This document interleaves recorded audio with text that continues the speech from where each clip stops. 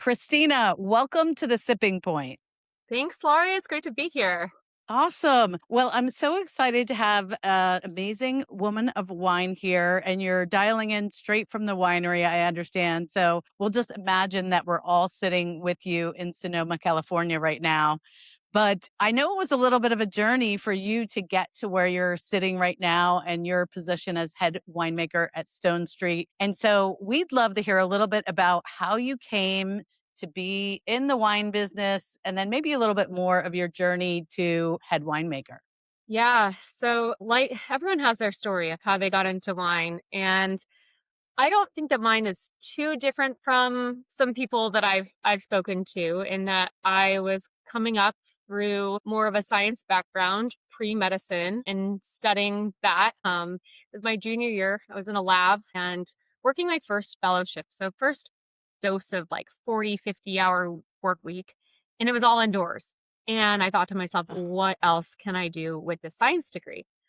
And for some reason, this light bulb went off. I was like, what about winemaking? That has to require science, right? And why would that light bulb go off in the first place? And so at the time, it was just like, yeah, that makes a lot of sense. But where the seed really was planted was during travel early. My first international trip was at 8 years old. My mom is a music professor. She would take students over every single summer over to Western Europe and show culture, art, music, museums, and of course, wine and food was a big part of that. And something that really resonated with me was all the same thing. It was, really discovering a place through everything. And so that really stuck with me. And so yeah, it was this light bulb that was back there in my mind somewhere, where that would be really interesting. That would get me outside. It would combine all of my interests, right? And so I had this very romantic idea of what winemaking would be. And some of that's some of that's true. And then of course, you get into the production side, and it is agriculture. And so I got my first dose of that. Actually, I was going to school at University of Missouri. I finished out the degree in biochemistry and got an opportunity after that to work at a local Missouri winery. And so that's where I dipped my toes in actual production. Great place to start because it functioned like a small farm where I got to do everything. So anything from vineyard to lab to cellar to tasting room, I got to do it all. It was a small team of about 3 people, and my boss had gone to UC Davis. And so that was another seed planted of like, okay, what else could I do with this? What are the opportunities? And I applied to the UC Davis graduate program, ended up getting my master's there. I like to say that I was one of the first to do the traveling winemaker gig, where you work internships around the world. It's very commonplace now. That's how you can get a lot of experience at once, is because all of us need more help during harvest. And so you expand your team, maybe like double it. And so where was an easy place for me to go for that first international harvest? New Zealand. Their industry at the time was booming with Sauvignon Blanc. Um, it was English speaking, very safe country to travel by myself. I was barely 21 years old. And Wow. it was back in the day of calling cards and dial-up internet. So it was, Yeah, I not like job remember. postings were up there, not easy to, book travel and get all the information that we can get today. But yeah, that kind of launched my travel within the wine world and got a lot of harvest experience that way, and caught the travel bug and formed the next place to go to.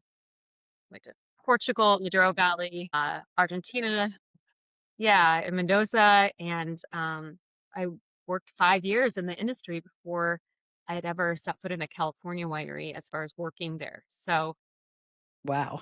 yeah, I mean, I just feel really fortunate that I got that hands-on work experience, and the combination of that and the formal education. People come at it from a lot of different ways, but that really suited me.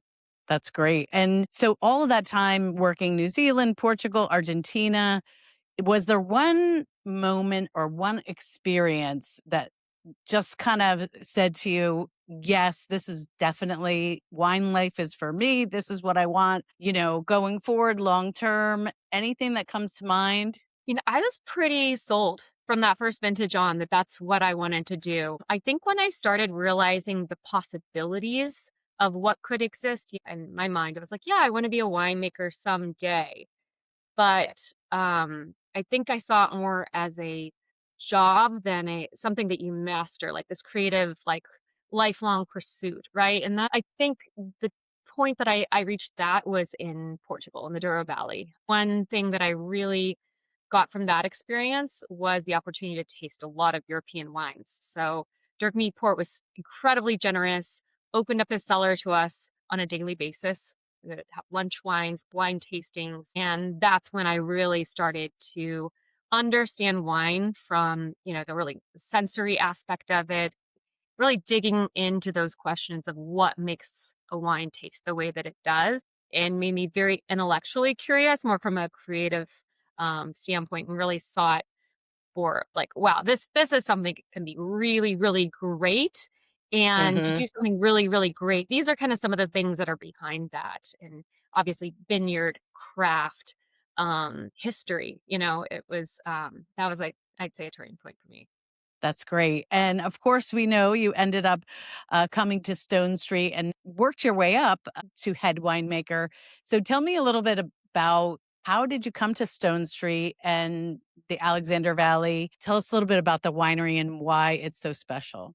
Yeah, how I got to Stone Street. I was in the lab at UC Davis. Everyone had graduated and I was trying to finish up my research. I'm just one of those types of people where I can't like put a cap on things, and my professor hired me for the summer. I was like, oh, I still want to keep on working on answering this question. He's like, you need to go work harvest. You need to get a harvest job. And you have not worked in California. He's like, where would you work if you were in California? I'm like, okay, like pie in the sky. It would be Verite, Dominus, or Diamond Creek. Those were the top three for me. And he's like, okay, well, let me see. Let me see what I can do. So he made some calls, and Verite had an intern. This is August. And luckily Wow. 2011 was a late year, but like you should have your harvest team by then. I was so late. And an intern had dropped off of the Verite team. And so I got that internship, and it was incredible. Like I didn't even know that Verite was part of the Jackson family and the wealth of vineyards that they had. But that was my first time on the mountain estate, the Stone Street Mountain Estate, was during my internship at Verite. And so I was blown away. So much of what I saw in the Douro Valley and in just other parts of my travel, with those mountain vineyards, I could tell it was just such a special place. And yeah, became very excited about the prospect of working with that vineyard among others at Verite. I met the winemaker at the time, Graham Wirtz, was the Stone Street winemaker, and him and I talked a lot. I had a lot of questions about vineyards. That was really where my interests lie, and where my fascination was. And so he approached me at the end of the harvest and he said, you know what, we have an opening here. Would you want to apply? I'm like, oh, I have plans to go to Argentina. I just still have the travel bug. Like I'm not going to stick around here for too long. I want to keep on traveling. And I had applied. I still went on that flight and got the call. In a couple months, I had applied for an assistant winemaker position, but I was approached with a viticulturist position. And that sounded so much better to me at the time. I was like, oh my gosh, you mean my job is to be in this vineyard, this mountain estate every single day? And so I could not say no to that. I booked the trip right back and yeah, started in the spring of 2012. And I worked very closely with the winemaking team at the time, and Lisa Faltenbergs also was assistant winemaker, later became winemaker of Stone Street after Graham. She was going out on maternity leave, which gave me an opportunity to come into the winery. And so it was this beautiful way to really dive into this very complex mountain estate and also have a foot in the door with winemaking. And so I had 3 years really just training in between the two and supporting both Graham and Lisa in those early years. And at that time, we were still trying to figure out, what do we have here in terms of some of the newer plantings that now are mature. And so I've seen the life of this vineyard really evolve from a decade. And so I always Wow. like to talk about just like that vine age and how important that is. And when you do plant new vines, how long it takes to really understand what you have going on. And even with older vines, are these vines, are they thriving or are we in decline for some reason and need to start thinking about replants? So the property, which I know we're going to get to talking about, is incredibly complex. Yes. Us taste take this like very keen mindset, and you have to constantly be a student of it. And so that just fit my personality 100%. And Love it's that. position I'll never get bored in. Well, I love that you brought up mountain fruit, and I wondered if we could just talk about that real quick, and then let's taste. You sent me a couple of wines here to that we can taste and talk about. People probably lots of wine lovers here. People talk about mountain fruit and how special it is. And I know you have elevations anywhere from 400 to 2,400 feet, and it's all about the mountain in my mind. I know the tasting room and the winery is down on the valley floor, but that's where these special vineyards are located. So if someone doesn't know what makes mountain fruit or wines made from mountain fruit so special, and what are they looking for in the glass that would tell them, "Ooh, this is mountain fruit." Yeah, if I had to sum it all up, it's just a lot of personality. And you can think about it really from the ground up.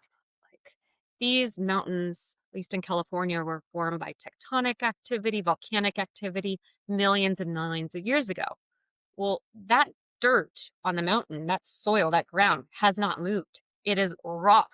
And, whereas like on the bench in the valley, slowly that earth has moved and gone downhill, or maybe riverbeds have some influence, whereas the mountain is just there. And so you get these Nice. really interesting sedimentary soils, really complex soils on our property. We have over 20 different soil types.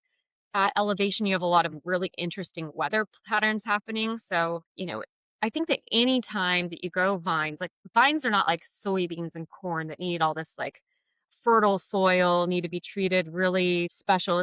You're not gardening tomatoes. Vines are better when they struggle a little bit. So, with the weaker soils, the rockier soils, the wind, the exposure, the UV, like there's so much on the mountain that is slightly marginal that really benefits the quality of the fruit that we get. Thicker skins, smaller berries, more personality, more character. I always like to talk about with mountains, especially for our property, it's not one big monoculture. We have wildlife corridors, we have bay laurel, we have chamomile, we have all of these mountain scrubs and all this other wildlife and flora activity going on that's not just vineyard. And that all is part of it too. And so when we talk about terroir or place, like my hope is that, you can really taste the mountain in these wines. And I think that personality, and I think this goes for our estate, but a lot of mountain wines where you're like, that has a lot of personality, that has a lot of edge. There's a lot of power behind those wines that get produced on these mountain sites. Love that, and love that you brought up taste because the first wine you sent me is your white blend. And this has definitely got some personality for sure. And it's so interesting. Let me get it up here so people can just see that it's a blend of a grape called Assyrtiko with some Semillon and Malvasia Bianco. How did you come about the idea of growing Assyrtiko, or have you been growing it for a long time? That was the planting that went in 2020. So that's our most recent planting on the mountain. And the idea of planting Assyrtiko, Malvasia Bianca, the Semillon, we have Chenin Blanc, Sauvignon Gris, Riesling, is that we were trying to play around, climate change is on the mind of everyone. And we know that we have these soils that do not hold a lot of water. And so is there something else where Cabernet, it showed it did not grow in this area very well? Is there some other variety that has a lot of drought tolerance that is better suited for these really crazy high magnesium soils that are not suitable for Cabernet?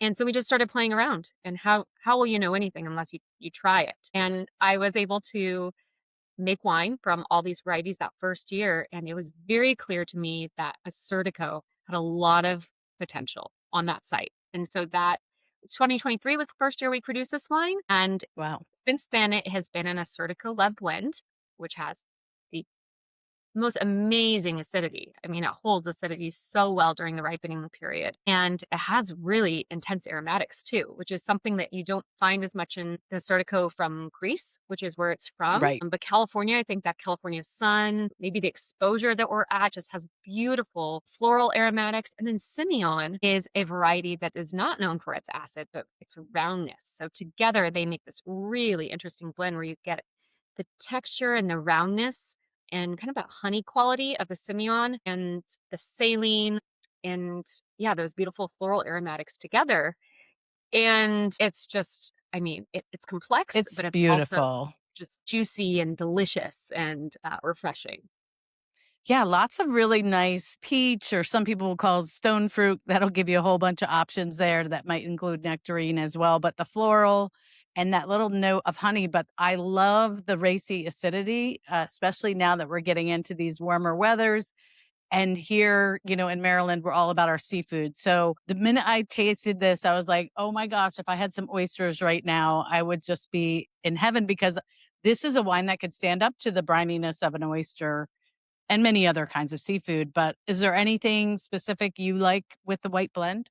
Yeah, I think you called it with the seafood, and I would almost challenge to do like a more of a contrasting pairing too and try that out because you Hmm. have, especially a lot of like the halibut, the meatier fish. If you do something with a lot of oil or butter, then this just like Yes. cuts right through it, but still stays really, really fresh.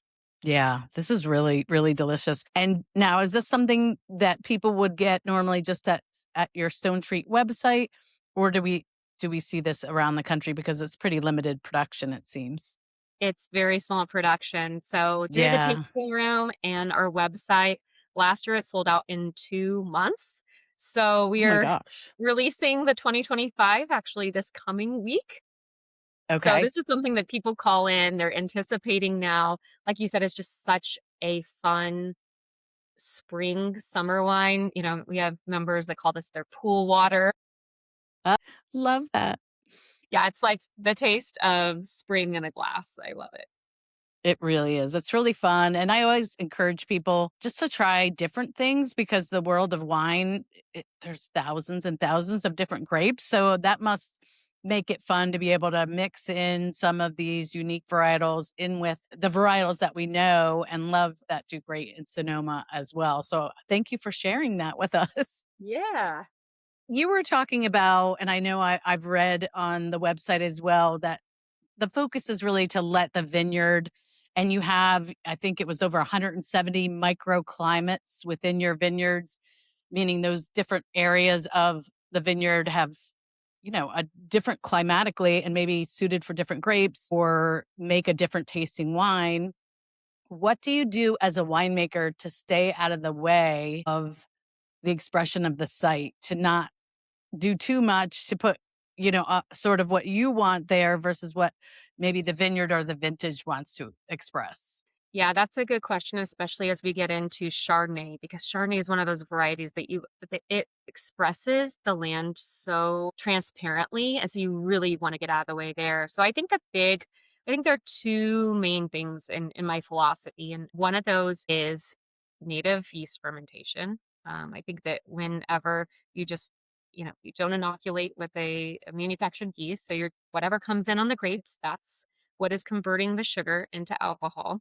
I think there's something there. It's a much slower process, but it just allows the grape to really transform into a complex wine that represents where it's from. Mm, Along those same lines is pressing really gently, just really honoring the grape and the material that we're making the wine out of. And so I don't do any sort of fining, use a lot of the lees. So we don't rack completely off of those heavy lees. Like that's where the grape skins are.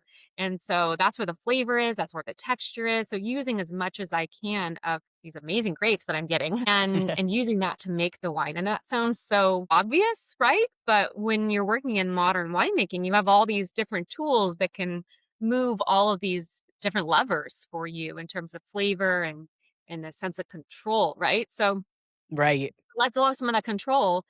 I monitor it quite a bit. I water it more than anything and monitor it nervously sometimes. But yeah, it's really taking a step back tasting along the way and intervening if you need to, but full expression of the vineyard is really important to me. And then the other thing that's really important in making wines that respect that sense of place is pick time. So I think that the further that you let a grape get ripe, the more it starts kind of tasting the same. I mean, you can get jam, those jammy flavors, really from most vineyards if you just let them hang for long enough.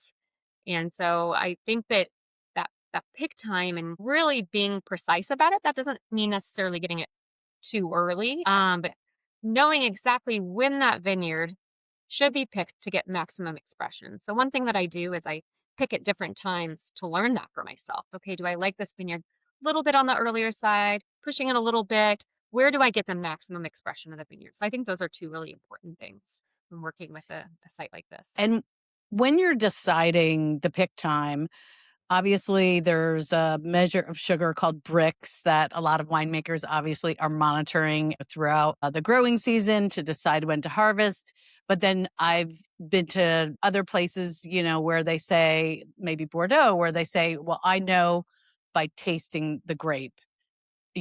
I can look at the bricks, but what's more important, if I taste one, I know exactly when it's ready by taste. Where do you fall on that, or is it a little bit of both? Yeah, it's sugar level, so bricks. Also acid. What is the acid doing? Is it staying nice and low, or am I losing acid? So trends are important too. How fast is the bricks, climbing over time? Is the acid dropping over time? What does the weather look like too? Like how much Yeah. room do I have to play with here? And absolutely being out there and tasting the grapes um almost daily. So it is daily in the important blocks. And so I try to take all that information and pull it all together. It's not just one thing. Yeah. Wow. It's like you need a master computer for in your mind for that, to put that all together.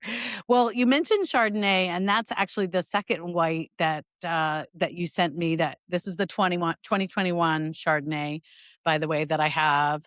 And so, of course, one of the white grapes that we really associate with California in general, but definitely Sonoma. So tell me a little bit about your style of Chardonnay. People like to put Chardonnay in a pigeonhole, or, give it a personality maybe that isn't true in every case of Chardonnay. So what is your style of Chardonnay if you had to describe it? Yeah. So first, I'll just bring attention to the fact that we are in the Alexander Valley, which is a warmer region. The reason why we're able to grow Chardonnay in the way that I want to, which I'll get to, is that we're tucked in to the inversion layer. So this is this fog layer that rises up and stays mid elevation between about 800 and 1800 feet. And it's just we have it here today, which is it's always fun to like look up and see these low clouds. But if you're at the top of the mountain looking down, it just looks like an ocean of fog and you're in the Wow. sun. So that's how we're able to make Chardonnay that retains a lot of acidity. And with the California sun, we're getting the ripeness that we need, but we're also getting a lot of wind and cool air from the Pacific and then that nice fog. So for me, it's a balance of Chardonnay having a lot of personality, a lot of texture, generosity of texture, but also tension. So the tension is where what I mean by that is like that acid, that framing, so that when you're tasting a Chardonnay, you're getting all the flavor, but it's leaving really, really clean, almost like quenching, where you're like, I want another sip of that. That was refreshing Hmm. rather than cloy or oily or heavy on the palate, really going for something that is fresh. And then the aromatics just respectful of where the vineyard is. It has to tell you something about the vineyard when you smell it. And so yeah, you mentioned the stone fruit, the peach. On the Hmm. Assyrtiko, that's kind of a hallmark of, I would say, our mountain in general for whites. Always get a little bit of stone fruit, but also the lemon, little Yes. bit of minerality, the floral. Yeah, it's all of those things combined with the influence of the yeast, also a little bit of that brioche as well. And we are Yes. doing our fermentation in barrels, so 30% new oak. We do have a little bit of that brioche is coming from the new oak percentage there. Yeah, it's really lovely and balanced. And I think, For a while, people got scared of Chardonnay because they thought it was going to be an oak bomb. And what's wonderful is, people don't understand. It's not like you're using all new oak in this. It's only 30%. So you're giving the other 70%, right, is balancing out anything that's there. And so this is really lovely. And I love that creaminess to, back to our seafood thing, with like a halibut with one of our restaurants does a champagne cream sauce. It's delicious with crab on top. Oh my gosh. And this would be absolutely delicious with that. But you could also, get into your chicken dishes and pork and things because it does have that, you know, it is fuller bodied than the white blend. So now we can go to some fuller bodied pairings. Yeah, I love the recommendation of crab. We have Dungeness out here, and my husband actually Yes. goes and catches them fresh in the Pacific. His little kayak and goes out there and traps them. Have And fun. I like something just really, really simple with this Chardonnay. So yeah, the crab with some lemon and the Chardonnay and nothing getting in the way there. Yeah, it's a great texture together too. Yeah, it's lovely. I don't think I mentioned the white blend retails on your website for 55 and then this Mhm. one would be $60. Both beautiful and both I could imagine amazing pairings, whether they're on the back porch or a dinner party. These could be really part of either of those. So you mentioned using native yeast. How does that work in practice? It's using what's hanging around the vineyard and maybe hanging around the winery. And so this is not anything can ferment, but we do a lot to control that. So Okay. sanitation is essential. So we don't want any other spoilage microorganisms. So everything is sanitized like obsessively. We have white floors here at Stonestreet. So you should be able to What? eat off of the floors, we say, in the wider. And the other thing is temperature. So yeast do prefer a specific temperature, usually around 60 degrees to start the fermentation. And then you can kind of play with it from there. But yeah, you have to put them in favorable conditions to be able to flourish on their own. But for example, if you're going to inoculate, like with bread yeast, right? Like if you're going to mix some bread yeast up to stick in your flour, that reaction happens pretty quickly, like within 24 hours. A native yeast fermentation might take an entire week before you see any indication, the bubbles from the CO2 or any reduction in sugar. So it's a much slower process. Gotcha. And sometimes people think they know California wine or Sonoma wine or Napa wine and just have a generalized perception. What do you think is the biggest misconception about California wines and specifically, of course, Alexander Valley, Sonoma, your area? Yeah, I mean, it's like anywhere you go, it's what can you get access to, right? I remember when I came back from this like New Zealand or Argentina that are so export driven. And so people have in their mind, just based on a couple different examples, what the entire region or even the whole country is about. And so I would just challenge people to learn more about these regions and try to get outside their comfort zone a little bit just because there's a familiar label that they do know about. What else is out there? Obviously, visiting is the best way to really see the region and taste and learn about the area and learn about your own preferences because what it comes down to at the end of the day is what you like, but certainly yeah, the diversity that exists within Sonoma County, Alexander Valley, or even our property. There's so much diversity here, and I think that that's the strength of our region is that we have so many different climates, can make so many different styles of wine, so many different varieties and expressions within Sonoma County. It's not going to taste the same as our neighbors, especially on this site. That's wonderful. And I know it's been a couple years since I've been to the winery. But there's a lovely tasting room. And of course, you can do the traditional tasting route there. But one of the things we did was we went up to, I think, the highest point in the mountain and had a picnic. And then they showed us the different plots and the different vineyards. Some of the, not all of them, of course, because you have so many, but the important ones. And then we tasted the wines from these different areas on the mountain. And I know that's a special experience you can sign up for if you want to do something a little bit different, correct? Yeah, that's the vineyard excursion. And so that is the ultimate way to see the property. Our winery is located in Alexander Valley. You can see the mountain from here, but nothing is like going up there and tasting the wine in the same blocks that they come from. And, it's California. We usually have amazing weather year round. Even in True. the rain, it's moody. You see the clouds moving. It's always a beautiful day out there.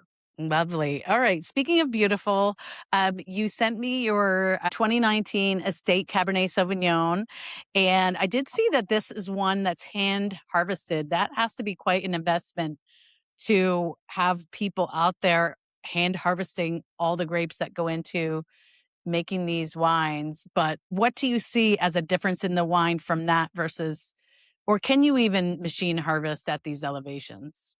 We cannot machine harvest at these elevations. So, Okay. the slope is about 20%. We have specialized tractors with like hydraulics to fit to the curve and be able to, Wow. yeah, even go down for mowing, like to go down a row for mowing. So, this is all done by hand, by foot to pick these grapes. Wow, that's beautiful. So tell me a little bit about this wine. It's very special. I already got a little preview of it. So definitely the black fruit is there. I got some really nice hints of toastiness or cocoa if you want to call it that. It's just a really really beautiful cabernet, but mountain fruit cabernet is so special. What do you feel like this brings to the table? Yeah, what I love about you know, all of our wines from the mountain, but in particular Cabernet, is that you always get fruit and savory. So it's never just fruit. Yes. There's always so much going on. And for this wine in particular, it's a blend from different parcels throughout the whole mountain. So lower elevation and higher elevation, about 12 different parcels go into this blend. And so the bottom of the mountain is very blue fruited. The top, you get this graphite and very black fruit. There's always a little bit of this, like, sage or bay laurel too. It's they're very, very food friendly for that reason, but yeah, incredibly complex. And so I think they're very intriguing wines because there's a place for wines that just have that yum factor, right? You're tasting it, it's just a bunch of fruit, really fun. This is one that's like, "Oh, wait, what's going on there?" Like, it makes you think. For me, it's also just like, this is what the mountain smells like to me. You're up there, it encapsulates a lot of that like bay, that mountain scrub that you smell up there, the dust, and when it's a hot day on those volcanic soils, iron-like quality. So yeah, I mean, mountain vineyards, like I said, have so much personality, and I just love that there's a lot going on here texturally.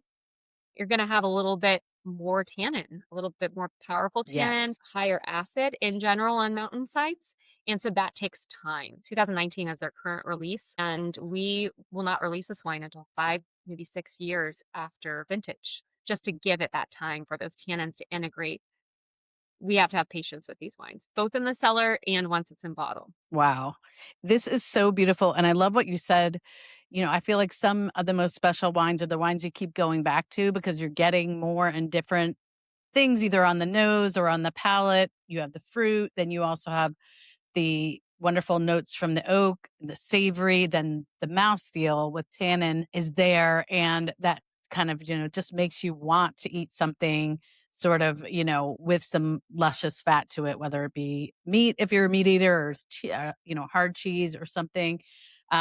What do you love with your Cabernet?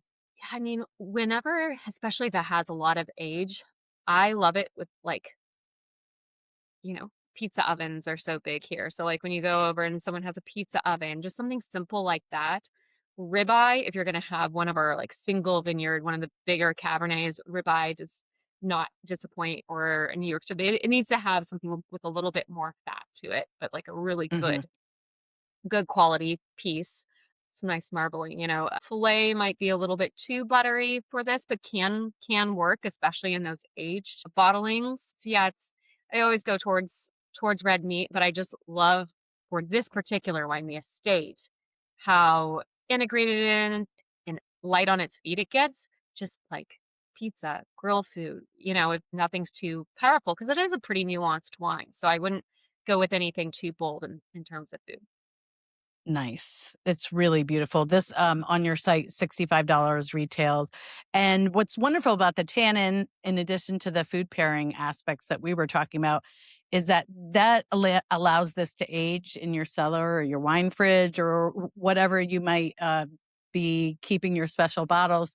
What do you think is the sweet spot for your cab as far as aging? How long can people expect to have one of these in their cellar? Yeah, so our proprietor, Chris Jackson, a few years ago, really tuned into how these Cabernets were drinking through his cellar. And he's like, "Oh, this wine at 10 years is incredible. Like if only like people had the patience for this." So we now actually release at both 5 and 10 years. Because the reality is, people also like their wines at different stages. There's not a correct answer, right, of when you should drink your wines.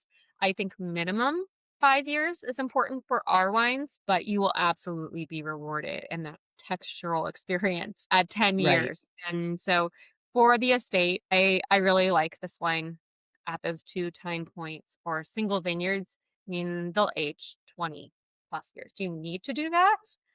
No, I mean, we're doing it for you with a lot of Right. our, library offerings, which is a wonderful way to yeah, to be able to taste our wines. Yeah, for me, I would say that 10-year mark is pretty special if you can get your hands on one of those. If someone is listening and they're like, what's the difference between if I buy a $20 Cabernet and then I buy a $65 Cabernet? Where's the gap and what am I paying for when I move up to that next level? What would you say? Obviously, your wines are in that price point.